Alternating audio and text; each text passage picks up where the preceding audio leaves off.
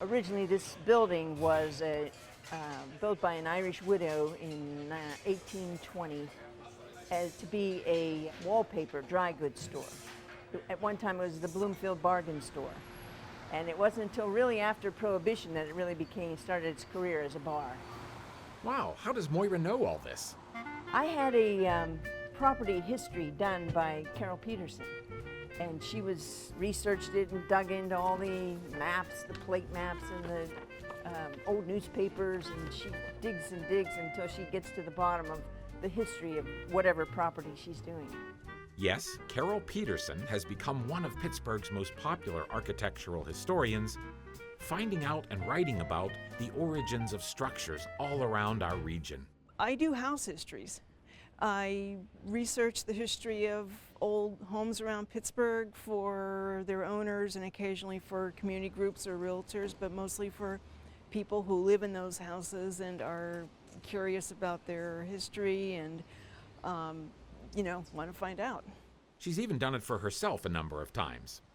My house here in Lawrenceville was built in 1886. It was built for a skilled mill worker and his family.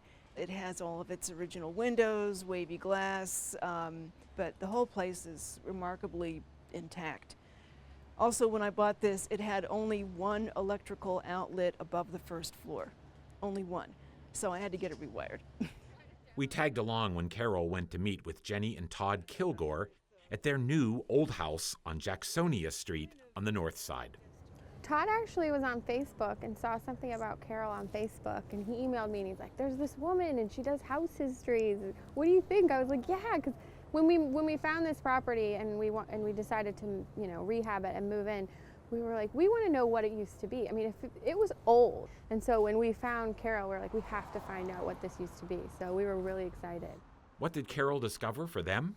Well, this used to be a butcher shop when it was built in 1890. I think they started construction, and then in 1891 they completed it. I mean, it's got all that carved stone. It's a Richardsonian Romanesque influence as far as the carving, the arches that you see, those rough cut stone arches, plus the paper records I was able to look at. Pretty much everything fell in place. Carol also spends some time downtown in the county office building.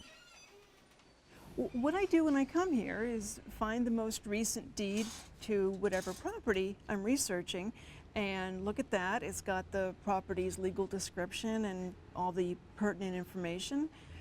It will also reference the previous deed, and so then I'll go look at that, and that references the previous deed, and so on and so on, and then eventually, maybe 30 minutes or an hour or whatever later, I'm back to the deed before a deed that precedes the house having been built.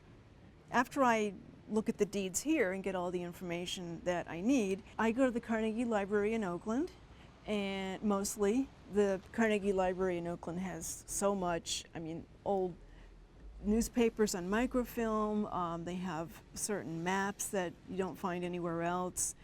There's all kinds of information out there about regular folks. They don't have to have been Andrew Carnegie or Henry Clay Frick.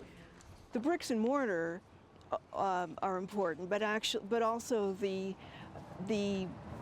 lives of the people who came along and said, okay, I'm going to buy this lot and I'm going to have this kind of house or building constructed in this place, and it's going to be so big and I have this much money to spend on it.